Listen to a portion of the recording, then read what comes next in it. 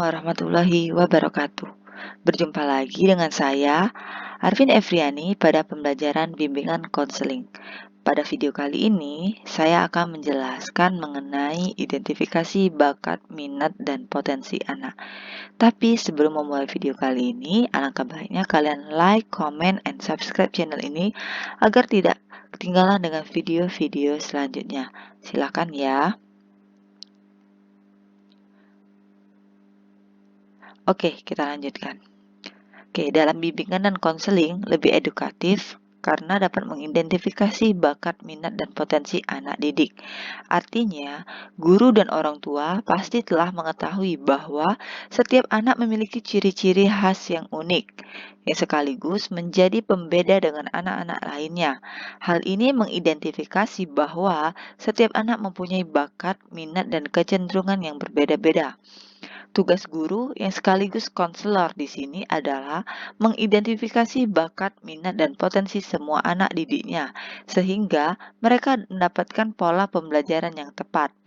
Anak yang ketika di kelas tidak bisa diam, suka membuat kegaduhan, dan sulit dikendalikan, perlu pola pembelajaran khusus yang tepat untuk menunjang tumbuh kembangnya. Disinilah pentingnya bimbingan konseling sebagai tindakan identifikasi bakat dan minat anak didik. Pengetahuan atas hasil identifikasi ini dapat dimanfaatkan untuk memberikan stimulasi tumbuh kembang anak secara tepat. Dengan demikian, teridentifikasinya bakat dan minat serta potensi anak PAUD melalui bimbingan dan konseling, maka guru dan orang tua dapat mengetahui corak atau pola belajar yang cocok untuk anak. Penyetaraan pola pembelajaran pada anak dapat menghambat perkembangan bakat, minat, serta potensi anak didik. Untuk menghindari bahaya buruk ini tidaklah mudah, perlu banyak cara dan salah satunya dengan penyelenggaraan bimbingan konseling di PAUD, terutama dalam upaya mengidentifikasi bakat, minat, serta potensi anak didik tersebut. Dengan demikian, fungsi identifikasi bimbingan dan konseling di lembaga PAUD di samping dapat mengarahkan pola pembelajaran yang tepat, juga akan mencegah munculnya perilaku belajar yang bermasalah. Oke, di sini ada stabilitas pertumbuhan anak usia dini. Bimbingan konseling ini juga dapat menjadi media untuk menjaga stabilitas pertumbuhan anak secara teoritis melalui 5 aspek berikut ini. Nah, saya akan menjelaskan satu persatu mengenai aspek stabilitas pertumbuhan anak usia dini. Yang pertama tentang fisik motorik. Perkembangan fisik motorik adalah perkembangan jasmania melalui kegiatan pusat, saraf, urat saraf, dan otot terkoordinasi. Gerakan tersebut dapat berasal dari perkembangan refleks dan kegiatan yang telah ada sejak lahir. Dengan demikian, sebelum perkembangan gerak motorik ini dimulai berproses, maka anak akan tetap tak berdaya. Peran bimbingan dan konseling ini adalah menjaga stabilitas serta keseimbangan perkembangan fisik motorik anak sehingga tumbuh kembangnya sesuai dengan percepatan secara normal dan seimbang. Sebab perkembangan fisik motorik yang lambat seperti usia 1 tahun belum bisa berjalan, gigi belum tumbuh, tangan masih lemah, akan berdampak negatif pada perilaku lainnya. Sebaliknya, perkembangan fisik motorik yang terlalu cepat akan berdampak pada lambatnya perkembangan pada aspek yang lain, seperti sudah bisa berjalan tetapi belum bisa berceloteh. Dengan kata lain, bimbingan konseling pada aspek ini harus menekankan pada keseimbangan antara perkembangan motorik kasar dan motorik halus. Ebert mengemukakan pendapatnya tentang perkembangan fisik motorik pada anak usia dini dengan melakukan pengamatan terhadap anak-anak yang sedang bermain di halaman sekolah atau pusat-pusat permainan edukatif lainnya. Hasil pengamatan menunjukkan bahwa ketika anak bermain akan muncul adanya keterampilan motorik baru yang masing-masing membentuk pola kehidupan yang nyata. Nah, kemudian selama masa pendidikan prasekolah, anak akan terus melakukan integrasi terhadap pola-pola tersebut sehingga menjadi semakin kompleks. Proses integrasi pola yang semakin kompleks tersebut disebut juga dengan dynamic system. Selanjutnya, anak akan mulai mengembangkan keterampilan baru lagi seiring dengan pertumbuhan badan dan kekuatan fisiknya. Oleh karena itu, sistem saraf sentralnya mulai berkembang dan dengan demikian lingkungan barunya mulai membentuk tantangan baru. Nah, proses inilah, kebaruan berkelanjutan inilah yang akan disebut dengan dynamic system. Menurut Ebert, perkembangan fisik motorik terdiri dari dua jenis, yakni motorik kasar dan motorik halus. Gerak motorik kasar bersifat gerakan utuh, sedangkan gerak motorik halus lebih bersifat keterampilan detail. Untuk lebih jelasnya, saya akan menjelaskan mengenai motorik kasar terlebih dahulu. Gerakan motorik kasar adalah gerakan anggota badan secara kasar atau keras. Menurut Laura Ebert, semakin anak bertambah dewasa dan kuat tubuhnya, maka gerakannya semakin sempurna. Hal ini mengakibatkan tumbuh kembang otot semakin membesar dan menguat. Dengan membesar dan menguatnya otot tersebut, keterampilan baru selalu bermunculan dan semakin bertambah kompleks. Pada masa awal anak tahun pasca kelahiran, gerakan motorik kasar anak sudah kompleks dan selalu muncul yang baru, walaupun masih sangat kaku, tidak fleksibel, kurang logis, dan tidak koheren.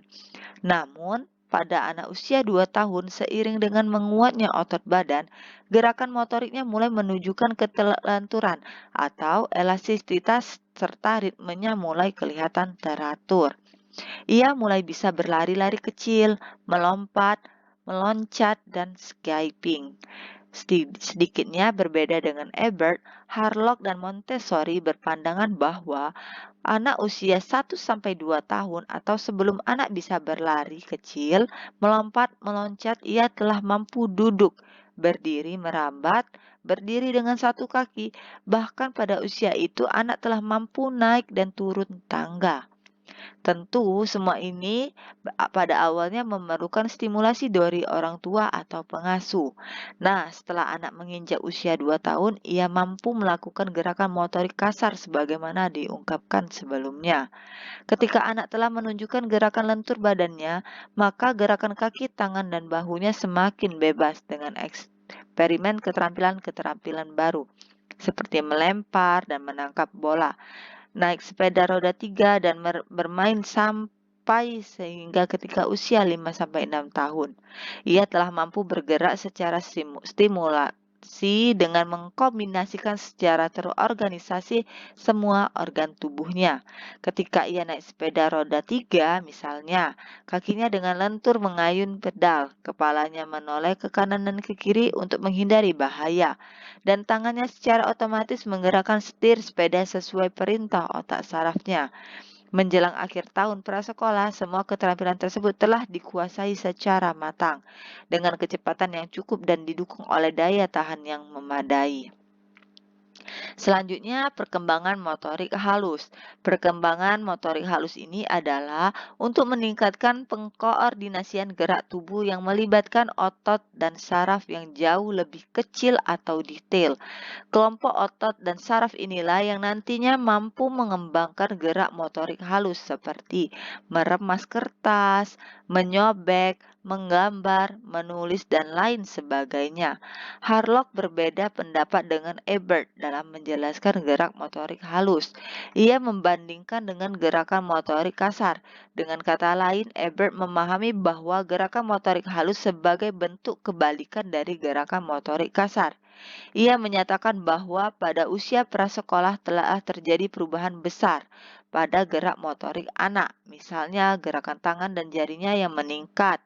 Seringkali anak mencoba makan dengan tangannya sendiri, namun orang tua seringkali mencegahnya dengan alasan tangan anak kotor sehingga tidak boleh makan dengan tangan.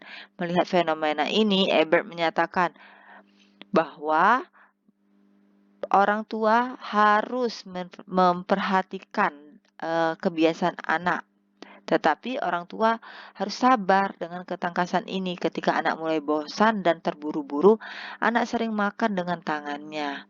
Ebert menyarankan bahwa orang tua sabar ketika menghadapi situasi ini mana anak makan dengan tangan atau jarinya sendiri, sebab anak pada masa ini belum terbiasa mencuci tangan sebelum makan. Kemudian kira-kira anak mencapai usia 3 tahun, ia sudah bisa mengenakan bajunya sendiri, bahkan mampu memakai dan melepas sepatunya sendiri. Keterampilan inilah yang disebut dengan self-help skill atau keterampilan menolong dirinya sendiri. Keterampilan menolong diri sendiri ini akan mencapai puncak kesempurnaannya pada usia 6 tahun. Keterampilan semua gerakan ini tidak terlepas dari perhatian jangka panjang yang syarat dengan bimbingan kedua orang tua dan guru di sekolah. Sehingga stabilitas perkembangan anak gerak motorik kasar dan halus dapat berjalan secara seimbang. Berikut ini eh, penjelasannya mengenai motorik halus dan kasar itu sebenarnya dibagi menjadi dari usia lahir sampai 1 tahun, 1 sampai 2 tahun, 2 sampai 3 tahun, 3 sampai 4 tahun, dan 4 sampai 5 tahun secara terperinci. Nah, selanjutnya saya akan menjelaskan tentang peran bimbingan konseling dalam menjaga stabilitas perkembangan kognitif anak usia dini. Membahas perkembangan kognitif pada anak usia dini tidak bisa dilepaskan dari tokoh psikologi terkemuka yang mencurahkan tentang dan pikirannya guna mengkaji hal ini, yaitu Piaget, Jean Piaget.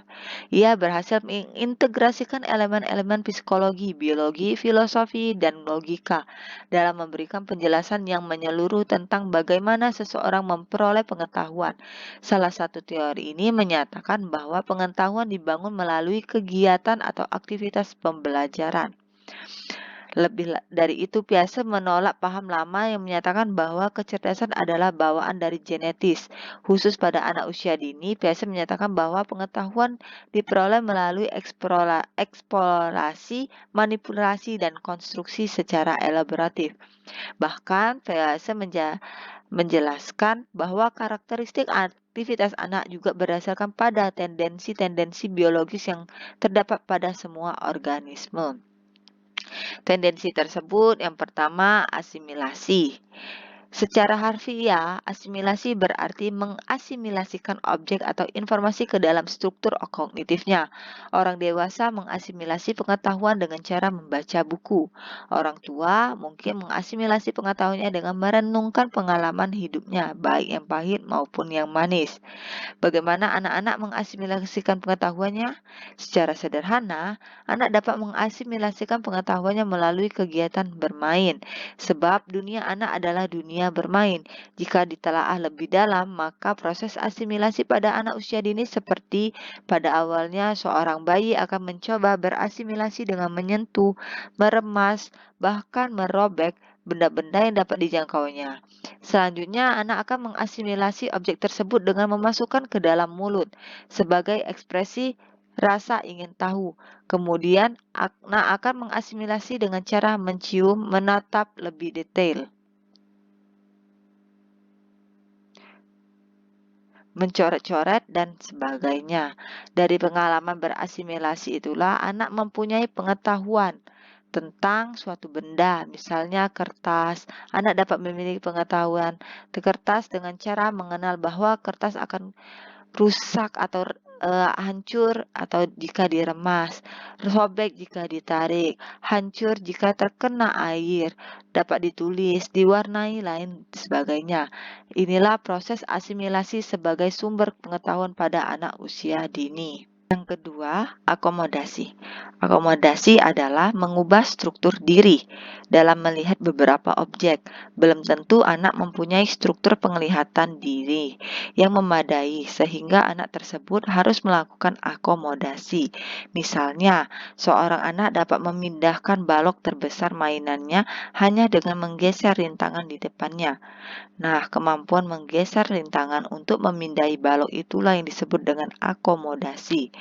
Sedangkan di dalam akomodasi itu sendiri, anak secara tidak sadar telah melakukan efisiensi dan elaborasi. Yang ketiga, organisasi. Yang dimaksud organisasi di sini adalah menggabungkan ide tentang sesuatu ke dalam sistem berpikir yang koheren atau masuk akal. Hal ini hanya bisa dilakukan dengan menggabungkan asimilasi dan akomodasi, sebagaimana disebutkan sebelumnya. Anak pada usia 5-6 tahun telah terampil mengendarai sepeda roda 3. Dalam kemampuannya itu, anak telah mampu merangkai beberapa ide seperti kaki mengayun pedal, tangan memegang setir, mata menatap ke depan, dan seringkali kepala anak tersebut menoleh ke kanan dan ke kiri untuk menjaga keselamatan. Inilah yang disebut dengan organisasi dalam bahasa atau tendensi biologis. Peran bimbingan konseling dalam kegiatan kognitif anak ini yaitu memadukan perkembangan pikiran mistik yang irasional. Sebab pada masa ini perkembangan kognitif anak masih sangat sensitif sehingga mudah meyakinkan segala hal tanpa melalui pemahaman yang benar. Oleh karena itu, melalui bimbingan konseling, guru dan orang tua sekaligus konselor bagi mereka harus mampu memadu dan perkembangan kognitif anak. Biasa mengemukakan bahwa perkembangan kognitif anak bermula dari perhatian mereka terhadap lingkungan sekitar. Misalnya, pada usia 4 bulan, anak mampu mengembangkan apa yang disebut dengan biasa dengan istilah internationality, yang artinya kemampuan anak dalam melakukan sesuatu agar apa yang diinginkannya terpenuhi. Istilah ini juga sering disebut dengan tindakan agar rasa ingin tahunya terjawab. Bayi belajar bahwa jika dirinya menangis, maka ibu atau pengasuhnya akan datang. Oleh karena itu, ketika bayi belum mampu berkata-kata sebagaimana orang dewasa, ia hanya selalu menangis agar apa yang diinginkannya tercapai. Bahkan, anak yang agak dewasa pun masih sering menangis jika keinginannya tidak dipenuhi. Itulah artinya belajarnya bayi menangis. Kemudian, pada perkembangan selanjutnya, anak akan mencari apa yang diinginkan secara mandiri. Misalnya, ketika anak menginginkan bermain boneka, maka ia akan mencari boneka yang pernah dilihatnya. Ia datang dan mencari ke tempat di mana ia melihat boneka terakhir kali. Bahkan pada tahap ini, anak mampu untuk menyingkirkan barang-barang yang sekiranya menghalangi boneka dengan dirinya. Dalam situasi tertentu, mungkin ia terlelah jengkel karena tidak menemukan boneka yang diinginkannya. Ia protes dengan cara menangis. Hal ini dilakukan ketika melihat orang dewasa di dekatnya. Tangisan itu dimaksudkan agar orang di dekatnya mau membantu mencari boneka yang sedang dicarinya tersebut. Selanjutnya, antara usia 18 bulan, penalaran anak sudah mulai berkembang lebih tinggi. Ia sudah mulai mampu mencari benda-benda yang sengaja disembunyikan di berbagai tempat tersembunyi. Inilah sebabnya mengapa anak pada tahap ini sangat senang jika diajak bermain petak umpet. Mereka seolah-olah merasa tertantang dengan melakukan permainan tersebut. Di samping itu, anak pada tahap ini juga mampu mengingat perilaku orang-orang di sekitarnya, mengingat kejadian masa lalu, kemudian menirukannya. Pada tahap selanjutnya, yaitu usia 3-4 tahun, anak sudah mulai mampu melakukan manipulasi lingkungan dan senang mencoba hal yang baru. Bahkan mereka telah mampu menggeneralisasikan satu situasi ke situasi yang lain. Dengan teknik tertentu, anak mampu membawa dirinya untuk menguasai berbagai rintangan di lingkungan yang baru saja mereka temukan. Menginjak pada tahap yang lebih tinggi, anak mulai menaruh perhatian pada simbol di sekitarnya. Dalam waktu yang tidak lama, mereka segera mengetahui bahwa berbagai simbol tersebut mempunyai arti dan makna tersendiri. Pemahaman terhadap berbagai simbol tersebut secara tidak langsung merangsang anak untuk menaruh perhatiannya pada kertas yang terdapat yang menarik dan ditulisan di sampingnya.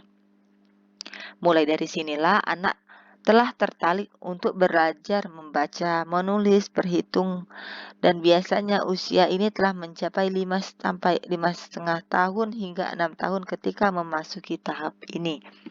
Secara sederhana, biasa juga merinci tahap-tahap perkembangan kognitif anak pada usia dini menjadi 3 tahap. Yang pertama, tahap sensori motorik, usia 0-18 bulan. Tahap sensori motorik ini adalah tahap di mana anak memperoleh pengetahuan murni dari gerak dan indera secara konkret. Pada tahap ini, berpikir pada bayi sangat berbeda dengan berpikir pada orang dewasa. Sesuai dengan nama tahap ini, pikiran bayi selalu terkait erat dengan gerakan fisik dan indera bayi secara konkret. Bagi bayi pada tahap perkembangan kognitif ini, yang disebut cerdas atau bahkan jenius adalah kemampuannya dalam memperoleh apa yang diinginkan melalui gerakan dan penginderaan atau persepsi. Lebih lanjut, biasa menyebutkan struktur aksi bayi pada tahap ini dengan istilah skema. Istilah ini dirasa mempunyai makna lebih luas daripada gerak dan penggunaan indera, sehingga bisa dipakai untuk menyebut pola aksi secara umum. Sekedar contoh, skema dapat menjelaskan pola aksi bayi ketika menghadapi lingkungan seperti melihat, menggenggam, memukul, menendang, melempar, dan lain sebagainya. Bayi mampu membuat skema tindakan sehingga membentuk pola struktur aktivitas sendiri, tetapi dasar-dasar skema pada bayi merupakan gabungan dari sekian banyak gerak refleks bawaan. Refleks bawaan yang paling menonjol dan khas pada semua bayi adalah mengisap. Hampir semua bayi pasti akan mengisap apapun yang menyentuh bibirnya. Sekedar contoh, bayi sangat refleks untuk mengisap ASI ibunya yang menempel pada bibirnya. Demikian pula ketika ia sedang bermain, senantiasa mengisap jari jemarinya jika tidak dilarang orang dewasa. Bahkan ketika ia sedang bengong dan menyendiri, cenderung memasukkan semua benda ke dalam mulutnya dan kemudian diisap. Jika diperhatikan, gerakan refleks bayi pada tahap ini adalah karena sifat pasif. Oleh karena itu, bayi perlu distimulasi agar skema yang dibangunnya lebih aktif. Walaupun bayi mempunyai gerakan refleks bawaan berupa isapan semenjak ia dilahirkan hingga berusia 1 bulan. Gerakan refleks tersebut masih sangat terbatas baru setelah bayi menginjak usia 4 bulan. Gerakan refleksnya mengalami peningkatan pesat. Peningkatan ini disebut biasa sebagai reaksi sirkular primer. Pada usia ini, ia telah mampu melakukan gerakan yang bersifat kebetulan. Namun, sepertinya bayi pada usia ini sangat senang dengan gerakan ini. Buktinya ia senantiasa mengulang-ulang gerakan, diikuti dengan gelak tawa menggemaskan. Seringkali anak memasukkan jari ke mulut dan mengisapnya. Ketika orang dewasa melepaskan dengan paksa, anak kembali memasukkan jarinya ke dalam mulut dan menghisapnya. Demikian pula dengan gerakan anak yang lain seperti mengayunkan tangan sebagai tanda ingin digendong, menjejalkan kakinya sebagai tanda ingin berdiri. Contoh lain adalah suara teriakan bayi yang diulang-ulang dengan maksud yang sama. Artinya anak seringkali menyampaikan keinginan dengan celotehan atau teriakan. Walaupun keinginan tersebut tidak dipenuhi, dia akan terus mengulang-mengulang teriakannya hingga pada akhirnya orang tua memahami maksud teriakan dan celotehan anaknya. Ketika usia bayi bertambah hingga mencapai 4-8 bulan, gerakan bayi telah melibatkan faktor luar dari dirinya. Tahap ini disebut sebagai reaksi sirkular sekunder. Bayi atau anak pada usia ini senang bermain dengan benda di sekeliling, tersenyum ketika orang tua atau pengasuhnya mengajak tertawa, dan lain sebagainya. Gerakan refleks yang bersifat kebetulan ini disebut dengan vokalisasi. Pada perkembangan selanjutnya antara usia 8-8 bulan, 12 bulan, perkembangan gerakan anak mengalami peningkatan yang signifikan. Tahap ini disebut dengan koordinasi reaksi sirkuler sekunder. Di sisi bayi mulai mampu melakukan gerakan kombinasi terhadap kemampuan gerak pada tahap sebelumnya. Bahkan pada usia 12 bulan atau 1 tahun, anak telah mampu memprediksi akibat dari gerak tertentu. Artinya, pada usia ini anak telah memahami jika melakukan gerakan A misalnya akan mengakibatkan fenomena B. Lebih dari itu, pada usia dia juga telah mempunyai tujuan terhadap segala tindakannya. Artinya, anak telah mempunyai harapan yang jelas bahwa untuk mendapatkan A misalnya harus melakukan B. Perkembangan kognitif selanjutnya yaitu 12-18 bulan. Bayi mencapai kemampuan lebih tinggi dari sekedar mengkombinasikan gerakan pada tahap perkembangan sebelumnya. Namun pada tahap ini anak telah mampu melakukan gerakan coba-coba untuk mencapai keinginannya. Tahap ini disebut dengan sirkular tersier. Walaupun anak pada tahap ini sering mengalami kegagalan, namun ia tak hentinya mencari cara baru untuk meraih apa yang diinginkannya. Bahkan, meskipun gerakan coba-coba tersebut berakibat buruk, anak harus terus melanjutkan gerakan tersebut tanpa kenal putus asa. Hingga suatu ketika anak mampu menemukan cara jitu untuk meraih apa yang diinginkan. Inilah yang dimaksud dengan Deborah Stipek, bahwa anak usia dini bisa dididik apa saja tanpa hambatan yang berarti.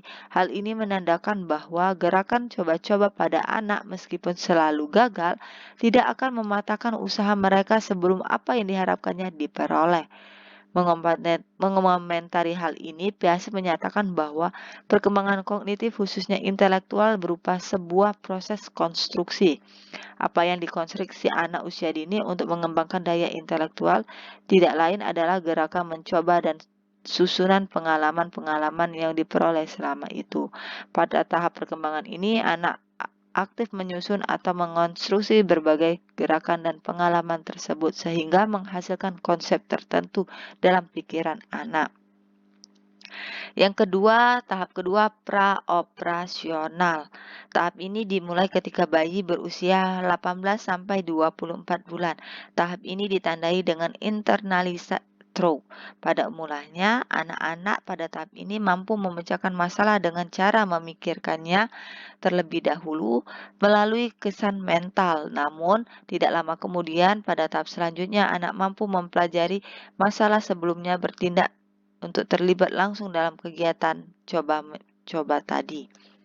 Ketiga, yaitu tahap operasional, usia 6 sampai 12 tahun. Tahap terakhir ini perkembangan kognitif biasa adalah tahap operasional. Tahap ini dimulai pada usia 6 sampai 12 tahun. Anak yang memasuki tahap ini mampu berpikir logis untuk memecahkan masalah. Walaupun demikian, anak pada tahap ini masih memerlukan objek konkret dalam belajar. Tahap ini tidak akan dibahas secara panjang lebar sebagaimana tahap sebelumnya, karena di luar batasan perkembangan anak usia dini. Berdasarkan penjelasan tadi, maka dapat disimpulkan bahwa peran BK yaitu memacu dan memandu perkembangan kognitif anak tahap demi tahap sehingga anak mampu berpikir secara rasional dan logis. Jika terdapat anak yang tidak mampu berpikir secara rasional, maka tugas bimbingan konseling bisa dikatakan gagal. Sebaliknya, jika anak tahap demi tahap selalu menggunakan logikanya secara rasional, maka bimbingan konseling dapat dikatakan berhasil. Sebab rasional dan tidaknya cara berpikir anak akan berpengaruh besar terhadap perilakunya. Berpikir anak yang tidak rasional cenderung berperilaku aneh layaknya paranormal atau duduknya orang gila. Pikiran yang berkembang secara logis dan membuahkan perilaku bermoral. Yang ketiga, bahasa. Anak-anak memperoleh kemampuan berbahasa dengan cara yang sangat menakjubkan. Selama usia dini, sejak lahir hingga berusia 6 tahun, ia tidak pernah belajar bahasa, apalagi kosakata secara khusus. Tetapi, pada akhir masa usia dininya, rata-rata anak telah menyimpan lebih dari 14.000 kosakata. Pada tahap-tahap perkembangan bahasa selanjutnya, anak mampu menambah kosakata secara mandiri dalam bentuk komunikasi yang baik. Orang tua dan orang dewasa terdekat bayi selalu bertanya kepada bayi tersebut, walaupun mereka tahu bahwa bayi itu tidak bisa menjawab. Namanya siapa? Ini anak siapa? Ayah kemana? Di mana ibunya? Di sela-sela bertanya, seringkali orang tua dan orang dewasa menjawab pertanyaannya sendiri. Namanya Fulan, anak Pak Abdullah, sedang pergi ke sawah, sedang mencuci, tanpa mengetahui orang dewasa. Semua kata-kata tersebut diserap dan direkam dalam ingatan bayi yang masih merah tersebut. Hingga suatu saat, orang tua dan orang dewasa di dekatnya dibuatnya terheran-heran ketika si mungil mampu menirukan kata-kata orang dewasa. Misalnya, ayah, kemana, dan lain sebagainya. Bayi mempelajari bahasa melalui interaksi dengan orang dewasa. Oleh karena itu, orang dewasa ketika bercakap-cakap dengan bayi tidak boleh menggunakan bahasa bayi, melainkan harus dengan bahasa yang baik dan benar. Bahkan, orang dewasa perlu untuk menekankan pada kata-kata yang sekiranya sulit ditirukan bayi, seperti kata-kata terdapat huruf R, S, dan J. Inilah sebabnya mengapa anak terlahir dari ibu yang tunawicara atau bisu harus dipisahkan dari asuhan ibunya sendiri, kecuali menyusui. Tujuannya agar anak cepat berkembang kosakatanya, sebab berbagai penelitian menunjukkan bahwa ibu yang banyak bicara atau cerewet lebih cepat membuat kosakata anak meningkat. Sebaliknya, ibu-ibu yang pendiam biasanya anak sulit berkembang bahasanya. Dalam hal ini, peran bimbingan dan konseling adalah mendeteksi keterlambatan berbicara anak. Anak-anak seusia 6 tahun yang belum mampu mengucapkan vokal huruf R dengan baik dan benar berpotensi cadel di kemudian hari. Nah, keterlambatan seperti ini bisa dideteksi sejak dini melalui bimbingan konseling. Selanjutnya, hasil bimbingan tersebut bisa diwujudkan dalam bentuk terapi bahasa oleh guru kelas dan kedua orang tua. Sesungguhnya keterlambatan berbahasa bukan sebatas ketidakmampuan anak dalam bertutur kata semata. Lebih dari itu, Montessori menyatakan bahwa ketika anak belajar bahasa melalui interaksi dengan orang dewasa, anak tidak hanya mempelajari redaksi kata dan kalimat, melainkan struktur kata dan kalimat itu sendiri. Seorang ayah mengatakan, gelas di atas meja. Anak tidak hanya menirukan dan memaknai arti kalimat tersebut, melainkan juga mempelajari struktur kalimatnya. Ketika struktur kalimat tersebut rusak, maka rusaklah kosakata dan kalimat yang direkam anak. Misalnya, kalimat tadi dibalik menjadi meja di atas gelas. Jika hal ini terjadi, maka rusaklah anak-anak dalam belajar bahasa. Inilah sebabnya mengapa anak-anak sering kali mengatakan kata-kata kotor dan arogan dengan tanpa beban moral. Hal ini karena anak memperoleh dan menirukan kata-kata dari orang dewasa yang salah gramatikalnya. Padahal, orang dewasa dalam pandangan anak selalu bersifat baik, terlebih lagi jika sering memberikan hadiah untuknya. Anak memperoleh bahasa sejak beberapa bulan pertama, jauh sebelum mereka mendapatkan kata pertama. Ada beberapa indikasi bahwa bayi sangat merespon suara. Hal ini sering disebut dengan bahasa ibu dan bahasa ayah, yang dikarakteristikan sebagai intonasi dan irama yang unik, seperti orang tua berbicara dengan anak-anak mereka. Biasanya bahasa ibu lebih banyak menggunakan kata tanya, apakah, di mana, kapan, apa, siapa, dan bagaimana.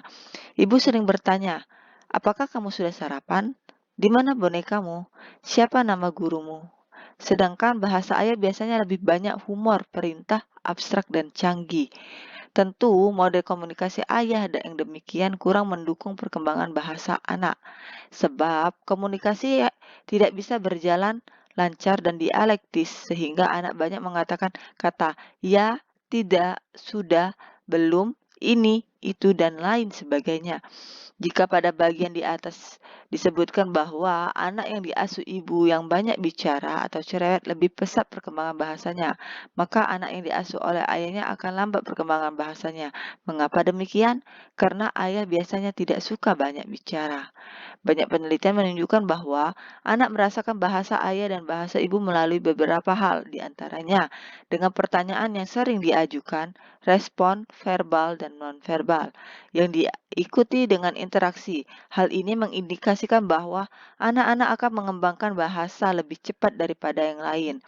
Berdasarkan pada hasil penelitian, hendaknya orang tua dan guru menjaga efektivitas komunikasi dan interaksi dengan anak-anak, terutama yang masih usia dini.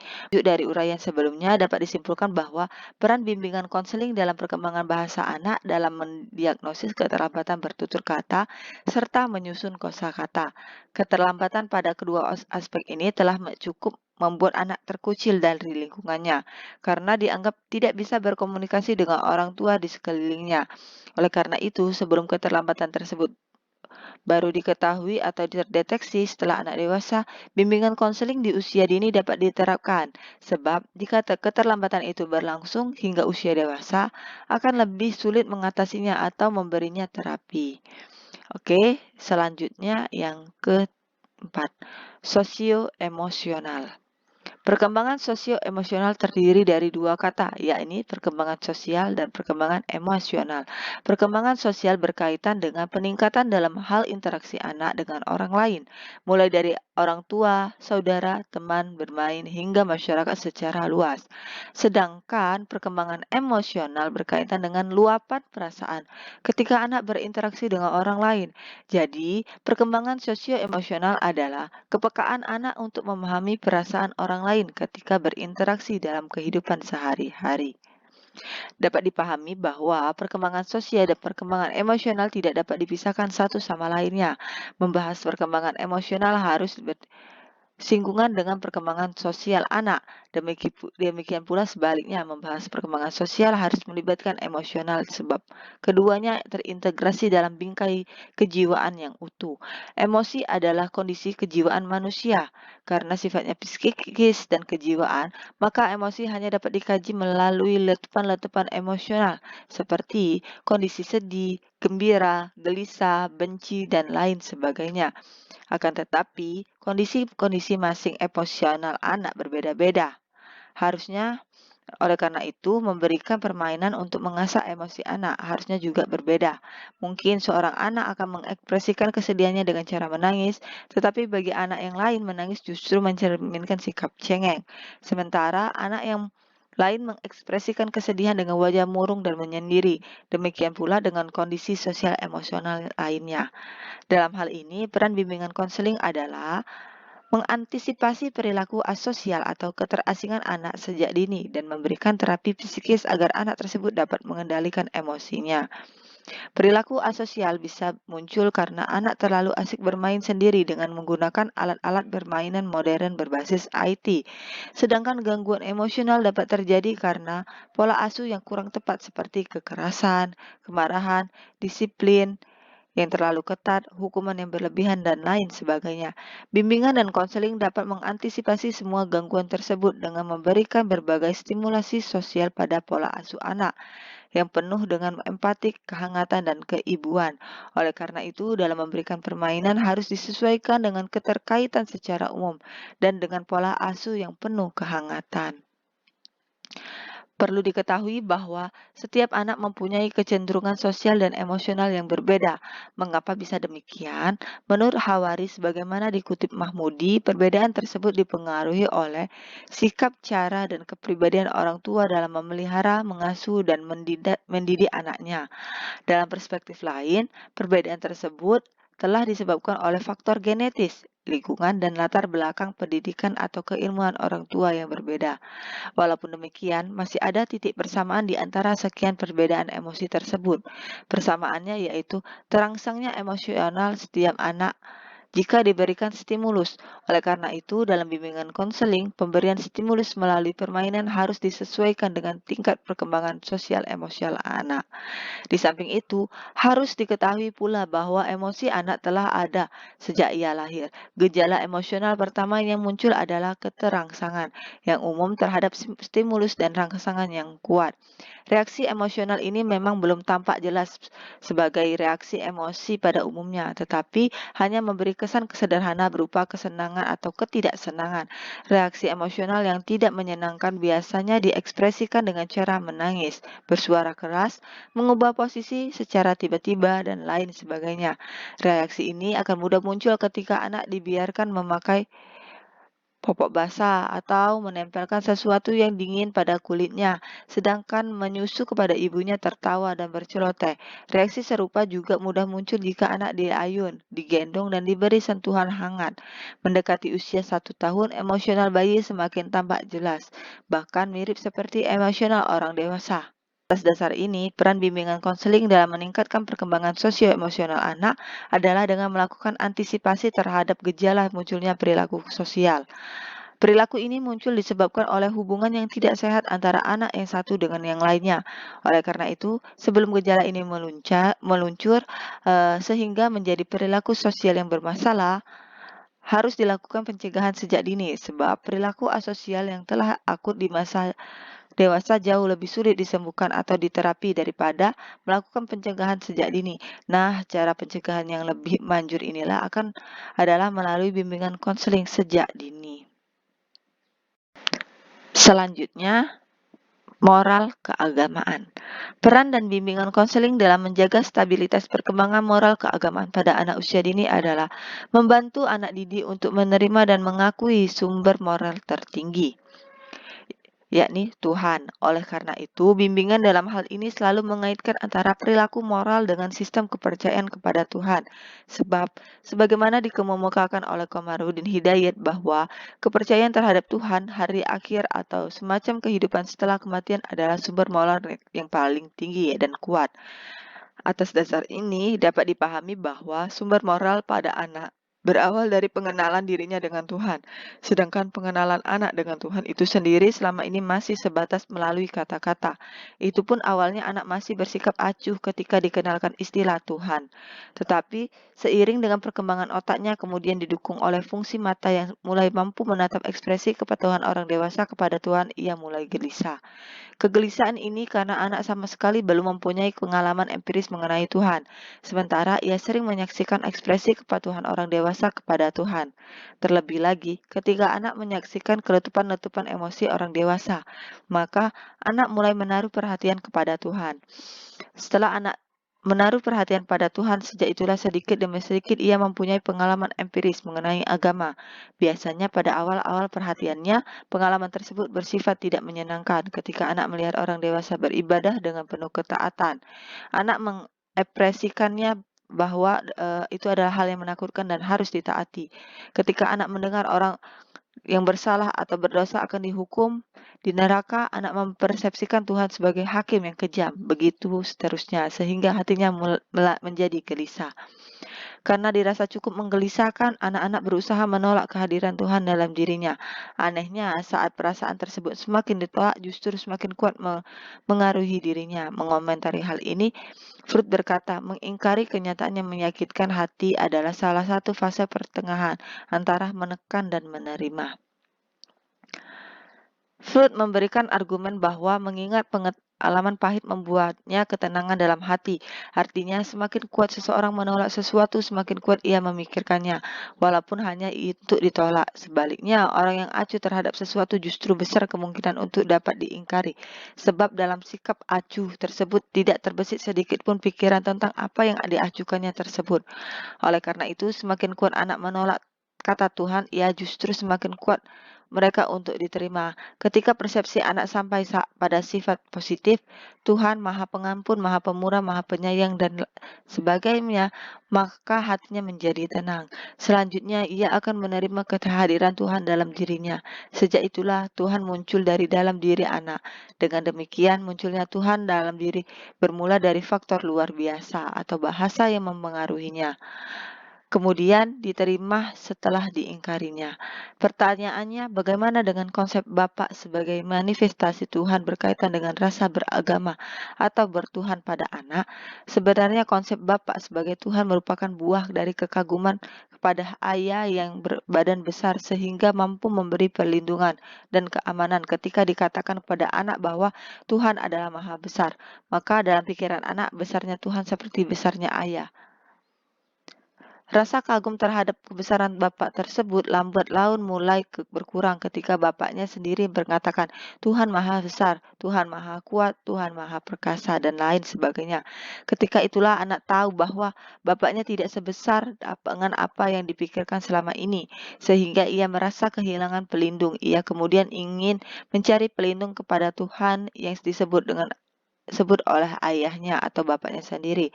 Tetapi Tuhan belum dikenal secara konkret sebagaimana mengenal bapaknya. Disinilah peran seorang bapak sangat menentukan. Menurut Zakia Darajat, keadaan ini berlangsung hingga anak usia 5 tahun. Selama rentang waktu tersebut, Tuhan dalam konsepsi anak tidak sekedar definisi secara harfiah atau terjemahan secara eksplisit, melainkan telah melalui berbagai tahap perkembangan kognitif yang sangat dalam.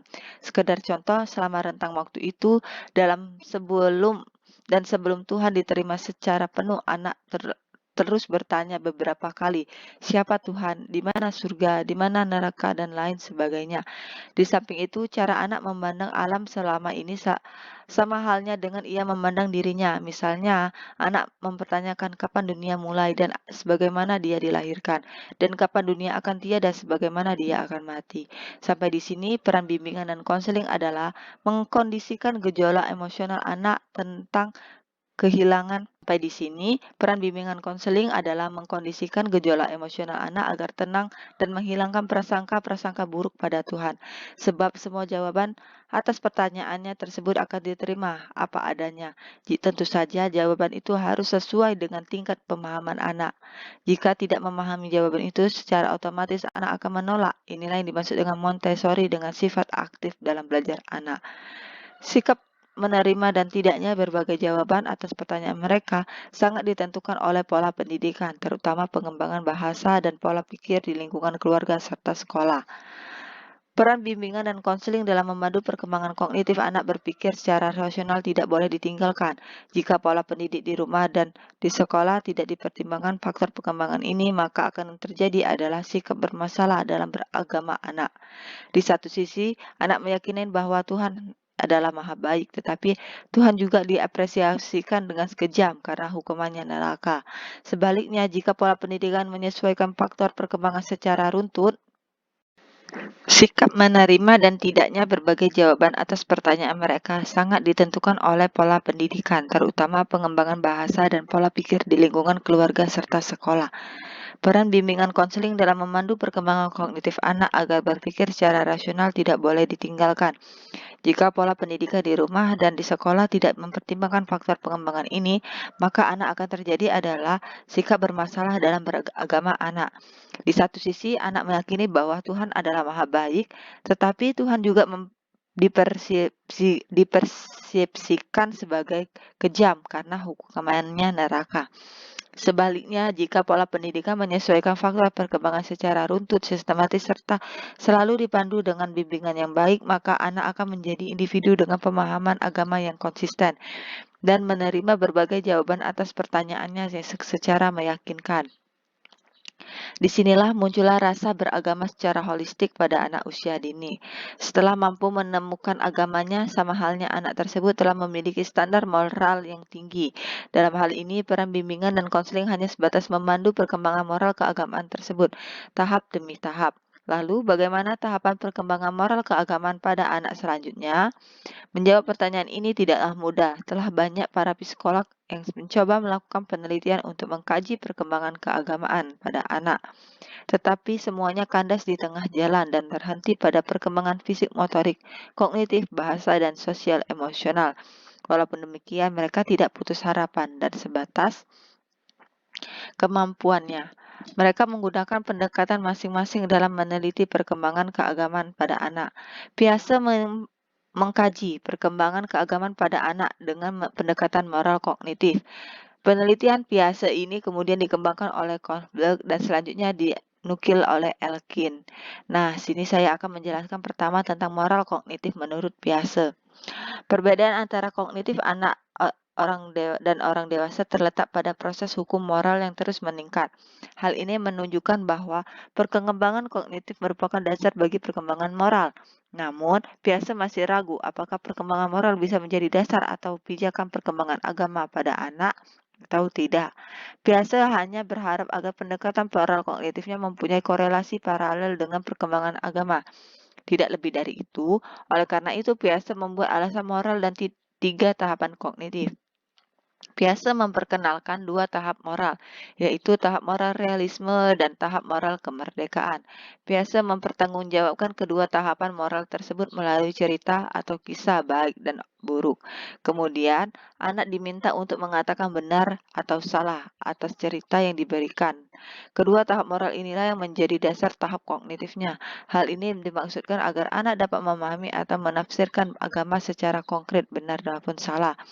Hanya dengan pemahaman yang konkret seperti itulah anak dapat menilai moralitas dalam agama secara lebih konseptual dan abstrak. Selain dua tahap moral sebagaimana disebut di atas, mengusulkan sebuah teori perkembangan kognitif secara general melalui 3 tahapan.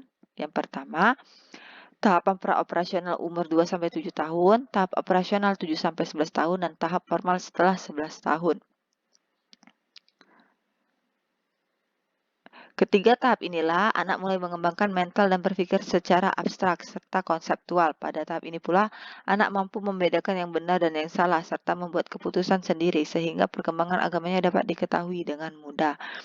Selain itu juga ada perkembangan moral Kohler, yang mana dibagi menjadi 3: prakonvensional, yaitu penekanan pada kontrol eksternal, yang mana melalui orientasi pada hukuman dan kepatuhan, salah dan benar ditentukan oleh apakah ia mendapatkan hukuman atau mematuhi aturan.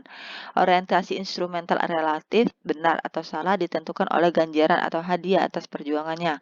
Yang kedua, konvensional, yaitu menekankan pada kesenangan orang lain, yang melalui orientasi hubungan manusia, benar dan salah ditentukan oleh perbuatan seseorang di lingkungan sekitar, dan orientasi pada pemeliharaan sistem sosial. Benar dan salah ditentukan oleh pemeliharaan tatanan sosial. Yang ketiga, akhir konvensional, yaitu penekanan pada pengakuan terhadap konflik, yang mana melalui orientasi kontrak sosial, benar dan salah ditentukan oleh kesepakatan sosial, dan orientasi prinsip etis, benar dan salah ditentukan oleh adat istiadat internal. Sampai di sini, perkembangan Piaget Kohlberg baru menyentuh dimensi moral secara umum dan belum menyentuh pada wilayah agama secara khusus, terlebih lagi perkembangan keagamaan pada anak. Tetapi, teori Piaget tersebut dikembangkan oleh Kohlberg, juga diikuti oleh David Elkin. Elkin inilah yang mengembangkan teori Piaget ke dalam pola perkembangan keagamaan pada anak. Nah, ini merupakan moral keagamaan menurut Elkin. Elkin menyatakan melalui 4 tipe: konservasi, representasi, relasi, dan pemahaman. Pencarian melalui konservasi, penyebutan ini berdasarkan ide bahwa anak memiliki ketetapan sebagai objek yang mempunyai kekurangan. Pada tahap ini, anak-anak menganggap hidup adalah abadi. Tahap pencarian representasi yang kedua, yaitu tahap ini dimulai sejak masa prasekolah. Dua hal yang terpenting pada masa ini adalah gambaran mental dan perkembangan bahasa. Yang ketiga, melalui relasi. Tahap ini dimulai dengan masa pertengahan anak-anak. Pada tahap ini, anak-anak mulai mengalami kematangan mental sehingga mereka dapat merasakan hubungannya dengan Tuhan. Yang keempat, tahap pemahaman. Selama anak tumbuh dewasa, mereka semata-mata menyerap jalinan persahabatan dan perkembangan kemampuan untuk berteori. Dari keempat teori tersebut, Elkin menyimpulkan bahwa fase perkembangan keagamaan dari janin hingga dewasa sesuai dengan kemunculan 4 kebutuhan kognitif, dan bahwa masing-masing tahapan mempunyai salah satu aspek beragama yang saling membutuhkan dan membuat sebuah sistem beragama dalam pikiran individu yang selangkah lebih kompleks lagi. Sedikit berbeda dengan Elkin, Harms juga menyimpulkan bahwa hanya ada 3 tahapan tentang pemikiran atau perkembangan beragama pada anak. 3 tahapan tersebut melalui tahap fairy tale umur 3-6 tahun, realistik 7-12 tahun, individualistik 13-18 tahun. Yang mana tahap fairy tale yaitu tahap ini anak mulai mempresentasikan keadaan Tuhan yang menyerupai raksasa, hantu, malaikat bersayap, dan lain sebagainya. Yang kedua, tahap realistis. Pada tahap ini, anak cenderung mengkonkretkan beragama. Tuhan dan malaikat dipersepsikan sebagai penampakan yang nyata. Mereka bagaikan manusia yang luar biasa dan berpengaruh bagi kehidupan di bumi. Yang ketiga, tahap individualistik. Tahap ini ditandai dengan adanya 3 kategori: ide beragam kolot, mistis, dan simbol. Pada tahap ini, anak sudah mulai menentukan pilihan terhadap model agama yang tertentu. Nah, dari uraian tersebut disimpulkan bahwa peranan bimbingan konseling dalam menjaga stabilitas perkembangan moral keagamaan pada anak adalah membantunya untuk mengenal Tuhan dan mempercayainya secara bertahap dengan rasional. Bantuan bimbingan ini sekaligus dapat mengantisipasi terjadinya penyimpangan beragama pada anak yang ujungnya bermuara pada perilaku amoral. Oke, selanjutnya mengenai menjaga, melindungi, dan memberi terapi pada periodik sensitif anak. Adapun untuk menjaga stabilitas tumbuh dan kembang anak pada semua aspek kepribadian, bimbingan konseling juga berfungsi sebagai pelindung masa sensitif anak. Artinya dengan diselenggarakan bimbingan konseling di PAUD, masa peka anak menjadi lebih terjamin perkembangannya. Nah, adapun masa-masa tersebut, yang pertama, masa keteraturan, masa di mana anak senang beraktivitas secara teratur. Masa ini berlangsung dari lahir sampai usia 3 tahun. Sekedar contoh, anak senang mengambil benda mainannya dan mengembalikannya seperti semula. Jika melihat cangkir tidak pada tempatnya, ia senang mengembalikan pada tempat seperti biasanya. Ia sering menangis sebagai tanda tidak menyukai kejadian yang tidak teratur. Bahkan tak jarang anak marah-marah ketika melihat seseorang memindahkan barang mainannya tidak pada tempatnya, meskipun diletakkan pada tempat yang lebih baik. Yang kedua, masa detail. Masa di mana anak senang mengamati objek. Masa ini, anak mampu melihat secara detail serangga yang lolos dari perhatian orang dewasa, atau jika kita menunjukkan selembar gambar, anak seolah-olah tidak memperlihatkan objek dari gambar tertentu yang kita anggap penting, namun mereka justru tertarik pada pernik-pernik gambar yang kecil dan tersembunyi di balik gambar tersebut. Hal inilah menunjukkan bahwa dunia anak sangat berbeda dengan dunia orang dewasa. Oleh karena itu, memaksa anak sesuai dengan kehendak orang dewasa adalah kurang tepat. Pemilihan jenis permainan yang tepat pada masa ini adalah permainan yang mempunyai tingkat kedetailan sehingga mampu menegaskan ketajaman pengamatan anak. Selain bermain balok dan silinder, gambar seorang polisi yang bisa digunakan. Pada masa ini mungkin anak akan mengamati peluit yang dibawa polisi, simbol di atas tutup kepala jika ia diberi gambar polisi. Jika dia ditunjukkan gambar pesawat terbang, ia mungkin akan mengamati roda pesawat, ujung pesawat. Jika ditunjukkan gambar rumah, ia akan mengamati gagang pintu dan dari rumah tersebut. Jangan memberikan jenis permainan yang mempunyai detail kurang baik seperti gambar mayat yang masih berdarah atau semacam benda-benda kotor lainnya. Usahakan memilih permainan yang mempunyai tingkat kedetailan yang sangat indah dan menawan. Yang ketiga, masa penggunaan tangan. Masa ketiga ini yaitu pada masa ini anak senang memegang, meremas, menarik, dan menyobek. Bahkan tanpa diajari, ia akan berusaha membuka dan menutup objek dan memasukkannya ke dalam kotak yang tersedia. Periode ini berlangsung selama 18 hingga 3 tahun. 2 tahun kemudian anak akan mulai meningkatkan gerakan indera sentuhannya seperti memasukkan ke dalam mulut. Memilih permainan yang tepat pada masa ini adalah permainan yang aman sehingga anak tidak melukai ketika diremas, seperti permainan yang membuat plastik dari mainan lentur lainnya. Di samping itu, pastikan bahwa mainan tersebut tidak beracun sehingga aman ketika dimasukkan ke dalam mulut. Dalam hal ini perlu diperhatikan pula bahan pewarna atau cat yang terdapat dalam permainan tersebut. Cat atau pewarna yang aman adalah non-toksik. Yang keempat, masa berjalan. Masa yang mudah diamati adalah masa berjalan. Bagi anak, berjalan merupakan kegiatan yang tak dapat dibendung oleh siapapun. Jatuh bangunnya anak ketika berjalan membuktikan hal itu. Namun seringkali orang tua kurang kerjaan dengan memberikan berbagai macam latihan agar anaknya cepat berjalan. Menurut Montessori, anak tanpa dibantu berjalan pun akan berlatih dengan sendirinya. Bahkan ketika ia jatuh, orang tua tidak perlu membantunya untuk bangun sebab hal itu sama saja dengan merampas hak anak untuk berlatih berdiri. Orang tua hanya boleh membangunkan anak untuk berjalan ketika ia benar-benar sakit dan tidak bisa bangun lagi. Bahkan dari awasi anak saja, anak menemukan caranya sendiri dalam berjalan. Hingga suatu saat, ia benar-benar berjalan dengan penuh percaya diri, seolah-olah telah menemukan cara sendiri dalam berjalan. Oleh karena itu, pilihan jenis permainan yang tepat untuk masa berjalan yaitu adalah permainan berbasis kegiatan, sebab permainan ini banyak menekankan pada perkembangan motorik kasar, sedangkan pilihan kepekaan tangan bisa memanfaatkan keempat alat permainan ciptaan Montessori sebagaimana disebutkan sebelumnya. Selanjutnya, yang terakhir, masa berbahasa. Masa kepekatan berbahasa adalah ketika anak sedang haus akan hasratnya menyerap kata-kata dan gramatika. Pada masa ini, anak-anak sangat cepat dan begitu mudah dalam memahami maksud dari kata atau bahasa. Masih mengutip Montessori, periode ini merupakan periode paling kompleks sebab anak-anak bukan saja hanya belajar kata, melainkan mengenai aturan atau gramatika bahasa. Contoh kalimatnya, gelas di atas meja. Anak bukan saja mengucapkan kalimat tersebut, tetapi juga memahami gramatikalnya.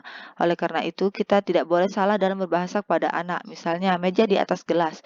Jika kesalahan ini sampai terjadi, maka anak pun akan salah menangkapnya. Bahkan ketika anak diajarkan bahasa asing sekalipun, ia akan begitu mudah menangkap dan mengucapkannya secara fasih, jauh lebih fasih dari orang dewasa. Hal ini karena kelenturan lidah pada anak masih sangat elastis sehingga bisa diolah sedemikian rupa. Pemilihan jenis permainan yang tepat untuk masa kepekaan bahasa adalah memberikan kata-kata terstruktur yang jelas dan lugas sehingga mudah dipahami dan ditirukan anak. Misalnya ketika anak sedang bermain balok silinder, ketika anak memegang balok silinder tersebut, orang tua atau guru menyebutkan namanya, ini balok, dimasukkan ke dalam lubang yang sesuai. Berkaitan dengan masa peka di atas, hal yang terpenting untuk dilakukan oleh para guru dan kedua orang tua adalah memilihkan dan memberikan jenis permainan yang tertentu yang sesuai dengan setiap masa peka anak. Jangan sampai permainan tidak sesuai dengan masa peka anak, sebab semua itu justru akan membahayakan perkembangan anak. Jika anak sedang melalui masa peka tersebut secara detail tetapi tidak memberikan permainan yang cocok dengan itu, maka pada waktu yang akan datang, anak sudah tidak tertarik lagi pada jenis permainan detail. Bahkan bisa menjadi membencinya, akibatnya anak telah kehilangan satu masa bermainnya. Jika hal ini terjadi pada setiap masa peka, maka anak akan kehilangan semua jenis bermainnya. Dengan demikian, ia telah kehilangan masa belajarnya sekaligus kehilangan masa bahagianya. Peran bimbingan konseling dalam hal ini adalah menjaga dan melindungi masa peka tersebut agar mencegah atau mengantisipasi perilaku bermasalah yang mungkin terjadi, sehingga anak terhindar dari racun potensi yang berdampak buruk pada perilakunya di kemudian hari. Nah, mungkin itu saja video yang dapat saya sampaikan mengenai masa-masa anak, perkembangan, peran bimbingan konseling menurut perkembangannya, dan identifikasi bakat, minat, dan potensi anak sejak usia dini. Terima kasih telah menonton. Jangan lupa like, comment, and subscribe channel ini agar tidak ketinggalan dengan video selanjutnya. Wassalamualaikum warahmatullahi wabarakatuh. Bye-bye.